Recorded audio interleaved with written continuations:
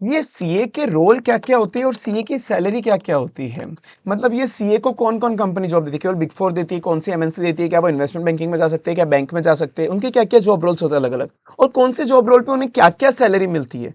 तो ये सबसे कॉमन डाउट होता है, आप चाहे 11th-12th के कॉमर्स वाले स्टूडेंट हो या उसके पहले के हो या आप CA foundation, CA inter, CA final, CA fresher, सबका एक कॉमन डाउट होता है कि कौन-कौन से जॉब रोल्स हो सकते हैं? सीए को कहाँ-कहाँ पे जॉब मिल सकती है? उनकी सैलरी क्या-क्या होती है?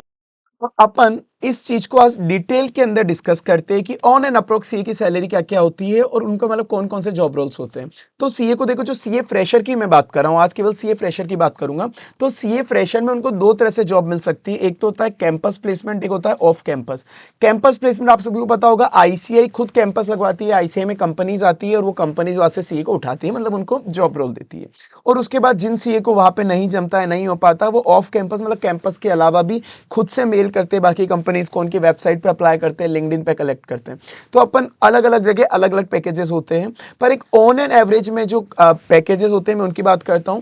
जो आईसीआई भी उनका डाटा रिलीज करती है कैंपस का कि कौन कौन सी कंपनीज आई थी, एवरेज पैकेजेस के ऑफर करे। तो मैंने लास्ट के 2-3 साल का एवरेज ले लिया कि जो अभी के लिए जो रिलेवेंट है आप लोगों के लिए, उनकी बात करते हैं। तो आपने सुना होगा जो सीए का पैकेज होता है ना, वो सीए का पैकेज आपने सुना होगा कि कुछ लोग का सुना होगा आपने 12 लाख का भी होता है, कुछ लोगों का आपने सुना हो शायद 35 लाख का भी होता है, कुछ लोगों का आपने सुना हो शायद 50 लाख का भी होता है। तो अब इसमें क्या रियलिटी है ये मैं आपको भी डिटेल में बताता हूँ। तो एक चीज आप पहले ध्यान रखना, जहां पर भी आप पैकेज वर्ड सुनते हो ना, पैकेज वर्ड का मतलब ये नहीं होता कि आपके बैंक अकाउंट में कितने रुपए आएंगे, नहीं। इन हैंड वर्ड अलग होता है, पैकेज वर्ड अलग होता है। अगर आप अज्यूम करो आपको किसी ने बोला है कि उस बंदे का पैकेज, लेट से कि उसका पैकेज आपका 20 लाख 30 लाख कुछ भी, मैं बोल लेता हूँ 20 लाख बोल लेते हैं, ठीक है। 20 लाख उसका पैकेज है, उसने बोला था। आप सोचोगे उसके 20 लाख डिवाइड बाय 12 मंथ, मतलब डिवाइड बाय 12 मंथ करके पर मंथ जो भी होंगे वो रुपए आएंगे। नहीं, ऐसा नहीं होता। 20 लाख उसका पैकेज बोला है तो ऑन एंड अप्रोक्स में आपको बता दूं, तो ऑन एंड अप्रोक्स उसके बैंक अकाउंट में आप मान के चलो 1 लाख या फिर 1 से 1.2 लाख, समथिंग समथिंग ये आएगा। 1 लाख से 1.2 लाख के बीच में उसके बैंक अकाउंट में आएगा। बाकी का पैसा गया कहाँ गया? क्योंकि पैकेज के अंदर इंक्लूड होता है जो फिक्स मंथली पेमेंट आपको मिलेगा, फिक्स पे, वो भी होता है।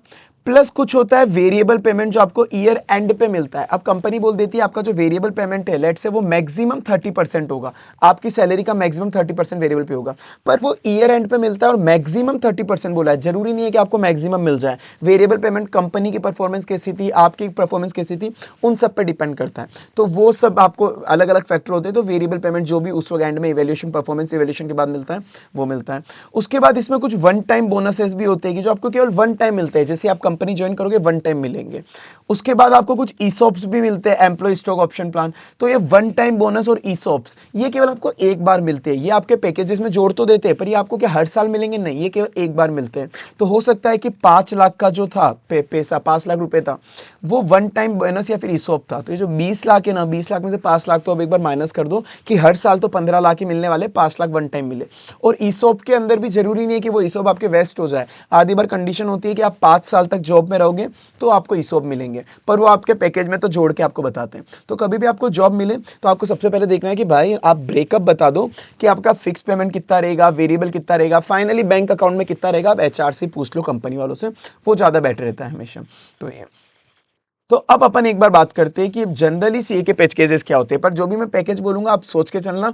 अगर मैं 20 से 30 लाख के पैकेज की बात कर रहा हूं, 20 से 30 लाख के पैकेज की, तो 20 से 30 लाख के पैकेज में भी उसके जो बैंक अकाउंट में रुपए आएगा वो 1 लाख रुपए से 1.8 लाख या 1.7 लाख रुपीस के समथिंग के बीच में आएगा। ये बैंक अकाउंट में पर मंथ इतना ही आता है, पर मंथ की मैं बात कर रहा हूँ। ये मतलब पर एनम अगर आपको बोला है कि इसने 20 से 30 लाख का पैकेज है तो उसके बैंक अकाउंट में मंथली 1 से 1.5 लाख रुपए आएगा। आइए अपन बात करते हैं नीचे कि इनका जनरली पैकेजेस क्या होता है कौन कौन से इंडस्ट्रीज के अंदर। ये तो कुछ मैं आपको एक कैंपस का डाटा बता रहा हूँ कि कैंपस का कौन कौन सी कंपनीज आती है, कौन कौन सी कंपनीज कैंपस में आती है, या ऑफ कैंपस भी थोड़ी बहुत कंपनीज होती है, तो उनका ऑन एन एवरेज डाटा क्या होता है। अब एक एक करके बात करते हैं। जैसे मैं फील्ड बात करता हूँ, सीए जा सकता है कंसल्टिंग फील्ड के अंदर, जो मैनेजमेंट कंसल्टेंसी होती है या फिर आईटी कंसल्टेंसी जो होती है उसके अंदर भी मिल जाता है। उसके अंदर मेन जो कंपनी होती है बेन, बीसीजी, एक्सेंचर। एटसेट्रा बाकी भी होती है, मतलब बहुत सारी कंपनी और भी होती है, जैसे मैककिंजी वगैरह हो गई, ऐसे 2-3 कंपनी और होती है, मतलब कंसल्टिंग फील्ड एक हो सकता है।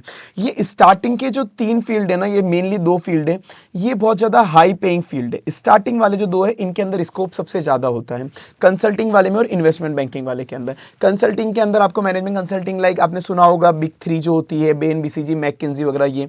तो यहाँ पर जो आपका कॉम्पिटिशन होता है ना चार्टर्ड अकाउंटेंट का, वो केवल जरूरी नहीं कि आपका मेन सीए वाला कुछ काम हो, नहीं, यहाँ पर आपका कंपटीशन होता है आईआईएम वाले लोगों से, जो आईआईएम से पास आउट हुए होते हैं, IIM A B C category, even कुछ आईआईटीएन से भी आपका कंपटीशन होता है। सेम जो आपका JP Morgan, Morgan Stanley, Ambit, Barings, ये इन्वेस्टमेंट बैंकिंग कंपनीज है, जहाँ पे आपको इन्वेस्टमेंट हैंडल करना पड़ता है लोगों का, अलग अलग एम&ए वाली चीज़ें करनी पड़ती हैं, अलग अलग चीज़ें होती है, जॉब प्रोफाइल्स होती है।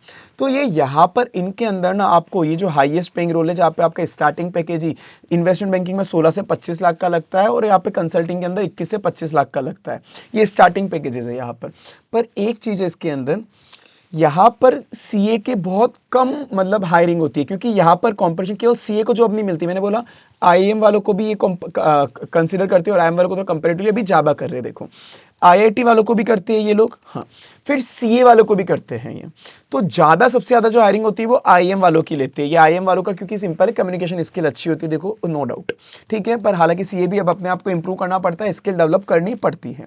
सीए के अंदर भी मैं स्पेसिफिक बात करूं तो जो बेन, बीसीजी और मैककिंजी, इनका रहता है, बेन, बीसीजी, मैककिंजी का रहता है कि ये जनरली रैंकर्स को लेते हैं, ये जनरली रैंकर्स को लेते हैं। स्टार्टिंग में इनका रहता है कि अगर आप सीए हो, अगर रैंकर हो, तो ही जनरली आपको, यही इनका क्राइटेरिया रहता है। पर एक्सेंचर नॉन रैंकर को भी ले लेती है, एक्सेंचर नॉन रैंकर का, जेपी मॉर्गन, मॉर्गन स्टैनली भी नॉन रैंकर को भी ले लेती है। तो ये डिफरेंट डिफरेंट फर्म है, डिफरेंट डिफरेंट उनके क्राइटेरिया होते हैं, तो अब वो आपको देखना पड़ेगा। बट हाँ, इसके अंदर कंपैरेटिवली रहता है कि आपको, अगर आप रैंकर हो तो आपको ज़्यादा प्रेफरेंस मिलेगी। आपको लगे कि अगर नॉन रैंकर है तो कोई बात नहीं, आप कोई ऐसी फर्म में जाओ कंसल्टिंग के अंदर जिसमें रैंकर रिक्वायरमेंट नहीं है, जैसा एक्सेंचर देता है, पीडब्ल्यूसी देता है, डिलॉयट देता है। ये ऐसी फर्म है जो नॉन रैंकर को भी मतलब हायर करती है। तो उस केस के अंदर आप कुछ 2-3 साल तक एक्सेंचर वगैरह में काम करो, फिर बेन पीसीजी के अंदर स्विच कर लो, तो भी आपको वो ले लेंगे। इस तरह से कर सकते हो। तो यहाँ पे आपका पैकेज रहता है लगभग 21 से 25 लाख और 16 से 25 लाख, ये भी हाईएस्ट पेइंग पैकेज है। उसके बाद कुछ रोल होते हैं मैनेजमेंट ट्रेनी, कह के कंपनी आपको लेती है। मैनेजमेंट ट्रेनी होता है क्या है? मैनेजमेंट ट्रेनी मतलब कि आपको बस ट्रेनिंग पीरियड में डाल दिया, जो जो उनके पास जॉब असाइनमेंट आते रहेंगे वो आपको देते रहेंगे, स्विच करते रहेंगे। 1-2 साल तक आपको ट्रेनिंग पीरियड में रखा जाएगा, जनरली 1 साल तक रखते हैं कि आपको 1 साल तक अलग अलग कंपनी में ट्रांसफर करेंगे, और इंटर कंपनी के अलग अलग डिपार्टमेंट में ट्रांसफर करेंगे कि आप एक बार कंपनी को पूरा सीख लो। फिर 1 साल बाद आपको ये परमानेंट रोल मतलब खुद ही ऑफर कर देते हैं। उसमें आपको जो भी आपको अच्छा लग रहा है, उनको जहां पे लगा कि उस वक्त कहां पे रिक्वायरमेंट है, वहां पे वो आपको स्विच कर देते हैं। तो उसके अंदर जो सबसे बड़ी बड़ी कंपनी जैसे मैरिको, एचयूएल, महिंद्रा, आईटीसी, वेदांता, ये इनके पैकेजेस अच्छे, ये 18 से 30 लाख तक आपको दे देते हैं। जिसके अंदर मैरिको और एचयूएल का जनरली क्राइटेरिया होता है कि ये दोनों जनरली रैंकर्स को ही प्रीफर करते हैं। ये सीए रैंकर को रहते हैं। मैं जहां रैंकर की बात कर रहा हूं वो सीए फाइनल की रैंक होती है, ठीक है। महिंद्रा, आईटीसी, वेदांता ये नॉन रैंकर को भी दे देते हैं, उनकी सैलरी अच्छी होती है, इनकी कंपैरेटिवली सैलरी। फिर उसके बाद मैं बात करता हूं कुछ पीएसयूज होते हैं, जो पब्लिक सेक्टर अंडरटेकिंग्स होते हैं गवर्नमेंट के। पीएसयूज जैसे बीपीसीएल, आईओसीएल, एसएआईएल, इसके अंदर पैकेजेस अच्छे होते हैं, 14 से 20 लाख तक होते हैं। यहाँ पर जनरली जो यहाँ पर रोल मिलता है ना, आप मान के चलो फाइनेंस डिपार्टमेंट का रोल मिलता है कि आपको फाइनेंस संभालना पड़ेगा, बुक्स ऑफ अकाउंट संभालनी पड़ेगी, एमआईएस संभालनी पड़ेगी, रिपोर्टिंग्स करनी पड़ेगी, बैलेंस शीट वगैरह बनानी पड़ेगी, टैक्सेशन संभालना पड़ेगा, ये वो रोल होता है। तो ये मैनेजमेंट ट्रेनी, फिर पीएसयू। उसके बाद जो आता है अपना इंडस्ट्री होती है। इंडस्ट्री के अंदर भी वापस से, वैसे तो मैंने एक्सेंचर कंसल्टिंग में आपको बता दिया था, पर उसके अलावा जो भी बाकी कंपनी बची, रिलायंस हो गया, अडानी हो गए, ये सब हो गया, जो भी कंपनी बची, ये वाली जो इंडस्ट्री होती है ना, जो नॉर्मल ऑन एन एवरेज पे करता है, जैसे मैं रिलायंस की बात कर लूँ, अडानी की बात कर लूँ, अडानी ग्रुप की बात कर लूँ, टाटा ग्रुप की बात कर लूँ, पार्ले ग्रुप की बात कर लूँ, ये आपको 9 से 17 लाख के बीच में देते हैं, प्रोवाइडेड कौन सी कंपनी है, वो कंपनी टू कंपनी डिपेंड करता है सारी की सारी चीज़ें, और आपको भी कितना अच्छा नॉलेज है उस पर भी डिपेंड करेगा। पर हालांकि सीए फ्रेशर के लिए लगभग, अगर आप रैंकर हो तो रैंकर को थोड़ा ज़्यादा पैकेज मिलता है स्टार्टिंग के अंदर, नॉन रैंकर हो तो थोड़ा सा कम, ऐसा नहीं कि बहुत ज़्यादा कम। फिर 2-1 साल बाद, 2-3 साल बाद सबका बराबर हो जाता है। तो जो भी रैंकर को प्रेफरेंस मिलती है वो स्टार्टिंग के 1-2 साल के लिए मिलती है, बाकी सब बाद में बराबर हो जाता है जिससे आपको जॉब एक्सपीरियंस होता है। तो वो एक अच्छी चीज़ है, बाद में आप लोग 8 पार हो जाओगे जितना आपको एक्सपीरियंस होगा। तो वो आपको डिपेंड करेगा कौन सी कंपनी, बाकी 9 से 15 लाख मान के चलो। फिर जो बाकी बिग फोर आपने सुना होगा, पीडब्ल्यूसी, केपीएमजी, ईवाई, डेलोइट, इनका पैकेज रहता है 8 से 11 लाख। आप कौन सी जॉब प्रोफाइल पे जा रहे हो, आपकी आर्टिकलशिप बिग फोर से थी या नहीं थी। अगर आपकी आर्टिकलशिप बिग फोर से ही थी तो आप मान के चलो आपका स्टार्टिंग का पैकेज 11 से 12 लाख होगा। अगर आपकी आर्टिकलशिप बिग फोर से नहीं थी तो आपको एक लोअर लेवल पोजीशन पे लेते हैं, आपका पैकेज 8 से 9 लाख, 8 से 10 लाख के बीच में होता है, उसको 8 से 10 लाख के बीच में।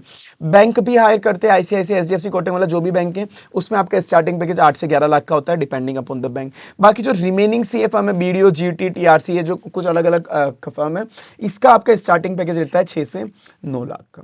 तो अब मैं नॉर्मल एक आपको ओवरव्यू दे दूं, वैसे तो मैंने आपको ये बता दिया, पर फिर भी मैं फाइनल बात करूं ना, तो अगर आप नॉर्मल नॉन रैंकर हो तो नॉन रैंकर के अंदर स्टार्टिंग पैकेज आपको मिल सकता है, नॉन रैंकर के अंदर आपका स्टार्टिंग पैकेज रहेगा 9 से 15 लाख के बीच में। और सब जो एवरेज पैकेज जो लोगों का लगता है वो 12 लाख लगता है, कि एक एवरेज सबको 12 लाख ऑन एन एवरेज मिल जाता है, थोड़ा बहुत ऊपर नीचे। अगर आप रैंकर हो तो आपका ऑन एन एवरेज पैकेज रहता है जनरली 13 लाख से, आप मान के चलो 13 लाख से आप मान के चलो 20 लाख तक, 13 लाख से 20 लाख तक आपका ऑन एन एवरेज। अब थोड़ा किसी का ज्यादा भी लगता है, किसी का कम भी लगता है, firm to firm, company to company depend करता है। और एवरेज पैकेज आप भी इसका मान के चलो, आप आपका 15-16 लाख लगने वाला है। तो ये एक ऑन एन एवरेज रहेगा, ठीक है। अब बाकी अगर आपको उसके अलावा कुछ भी डाउट हो आप कमेंट कर देना, वीडियो अच्छी लगे तो लाइक कर देना, बाकी आपको कोई भी डाउट हो कमेंट सेक्शन आप बता देना, बाकी अपन ऐसी वीडियो लाते रहेंगे। चलिए मिलते हैं अगली वीडियो के अंदर।